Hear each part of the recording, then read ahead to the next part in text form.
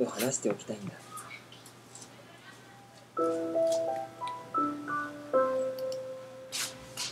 Panique dans les ruches.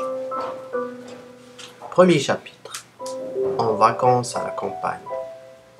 Manu et Alori arrivent chez Robert, leur grand-père. Robert a préparé un bon goûter. Du chocolat chaud, du pain et du miel. Comme c'est bon, dit Alori. C'est du miel de tes abeilles? Demande Manu. Bien sûr, répond Robert. Si vous voulez, nous allons leur rendre visite. En sortant de la maison, Manu remarque une grande hélice plantée dans le jardin.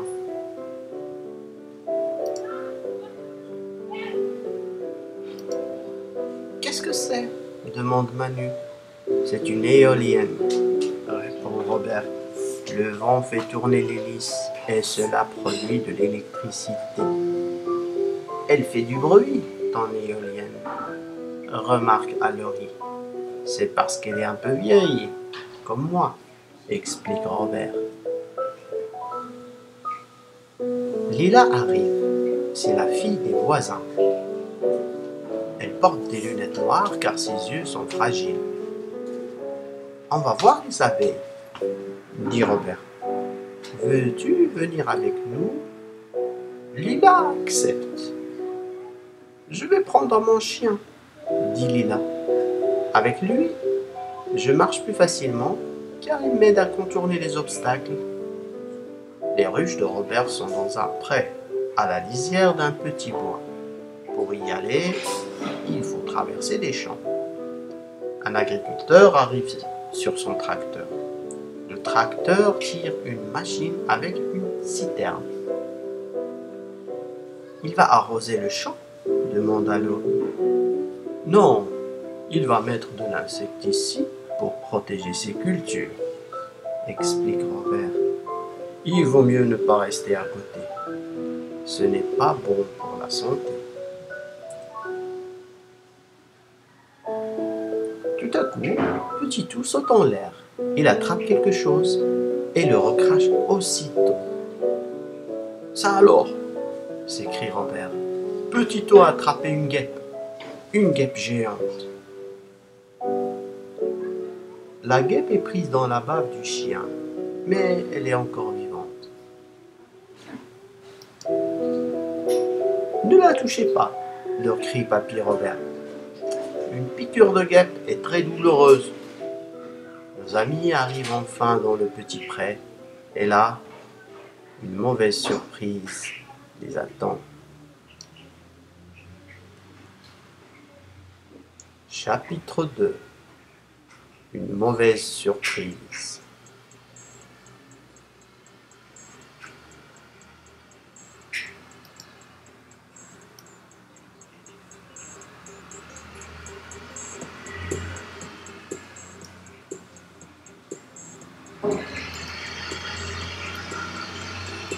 Robert s'approche lentement des ruches.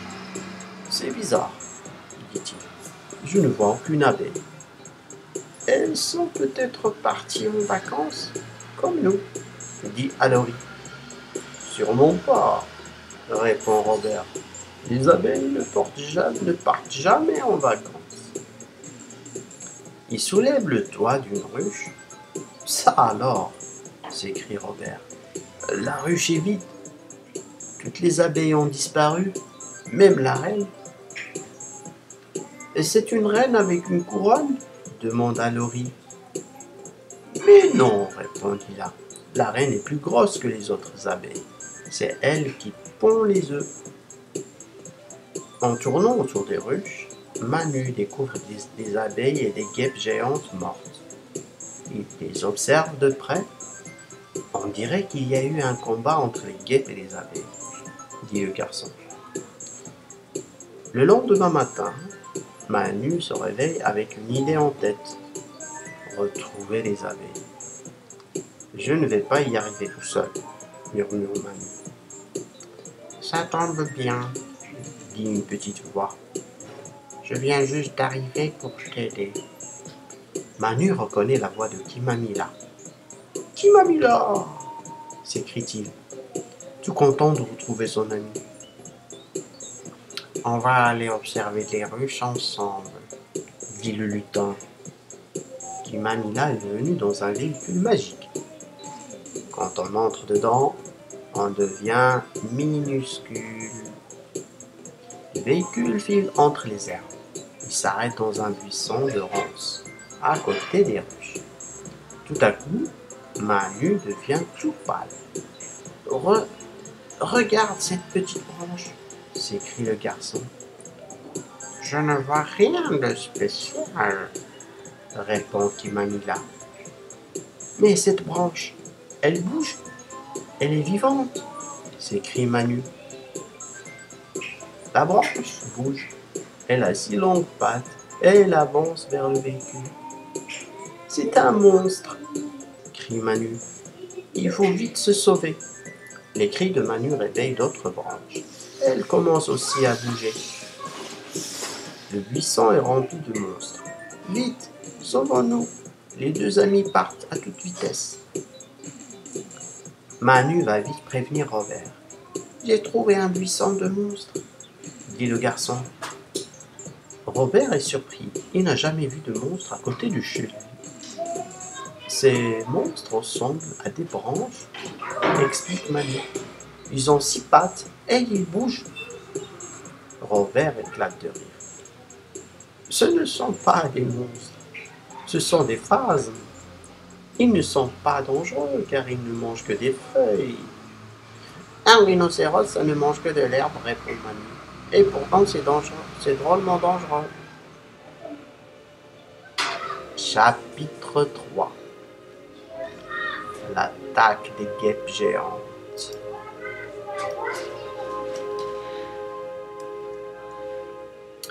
Kimamila revient l'après-midi. Alori présente Lila à Kimamila. Lila est fascinée par ce petit lutin extraordinaire. Les enfants montent dans son véhicule et partent vers les ruches. Soudain, une lumière rouge clignote sur le tableau de bord. L'ordinateur indique que l'air n'est pas bon à respirer, dit Kimamila. Je sais pourquoi, répond Alori. C'est parce que le champ a été arrosé avec de l'insecticide. Kimamila ne comprend pas les hommes. Ils mettent de l'insecticide dans les champs et ils sont surpris parce que les abeilles s'en vont. Alori aperçoit une abeille. Suivons-la, propose Manu. Elle nous conduira peut-être à la reine. La machine suit la petite abeille. Soudain, une guêpe géante arrive.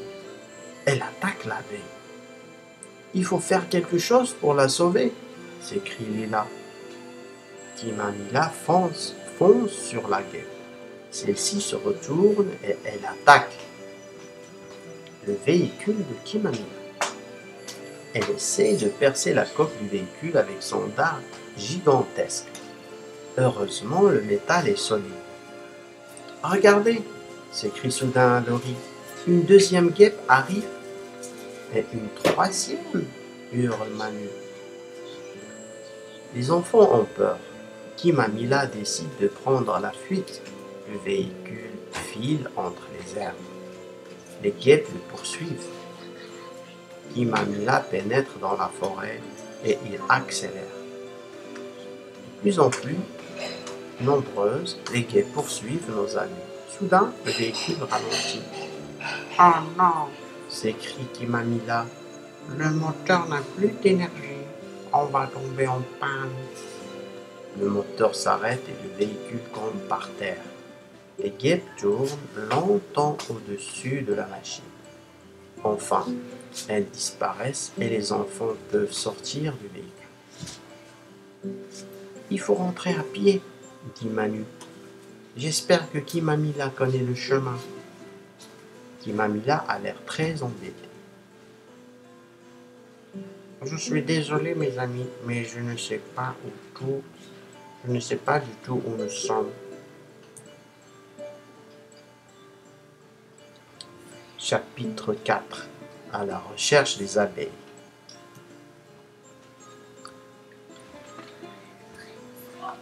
Le vent souffle. Le vent se lève. Il souffle de plus en plus fort. Un orage arrive, dit Manu. Si ça continue, on va. Tais-toi, dit brusquement Lila. Laisse-moi écouter. Écoutez quoi? Demande Manu. Je vois mal, mais j'entends très bien.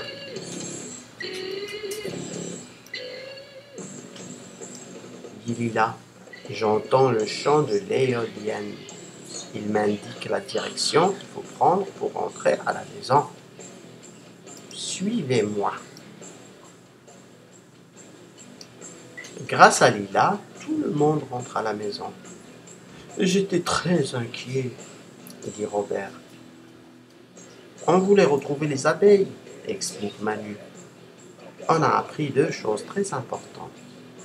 Elles se sont enfuies à cause de l'insecticide et des guêpes géantes qui les ont attaquées. Robert réfléchit. Pour l'insecticide, je vais en parler à mon voisin agriculteur. Je suis sûr qu'il comprendra le problème. Mais pour les guêpes géantes, je ne sais pas quoi faire. Le lendemain matin, Kimamila réveille Manu de bonne heure. Viens avec moi, dit le lutin. On va s'occuper des guêpes. Alori et Lila ne viennent pas avec nous, s'inquiète Manu. Non, répond le lutin. Je leur ai donné un travail important à faire. Manu et Kimamila retrouvent le véhicule. Le soleil a rechargé la batterie et ils peuvent repartir. Ensuite, ils suivent une guêpe pour trouver le nid. Nous allons capturer la reine, puis nous l'emmènerons loin dans la forêt. Toutes les guêpes vont la suivre, comme ça, elles n'embêteront plus les abeilles, explique Kimamila.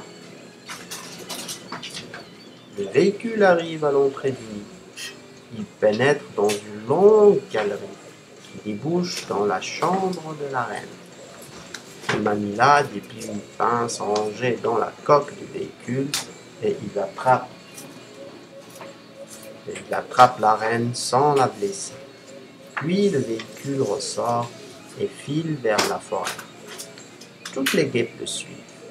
Kimamila dépose la reine des guêpes dans la forêt, très loin des ruches. Maintenant, à vous de faire un nouveau nid, leur dit Manu. Kimamila et Manu sont satisfaits. Les guêpes géantes sont désormais très éloignées des ruches de papier, Robert.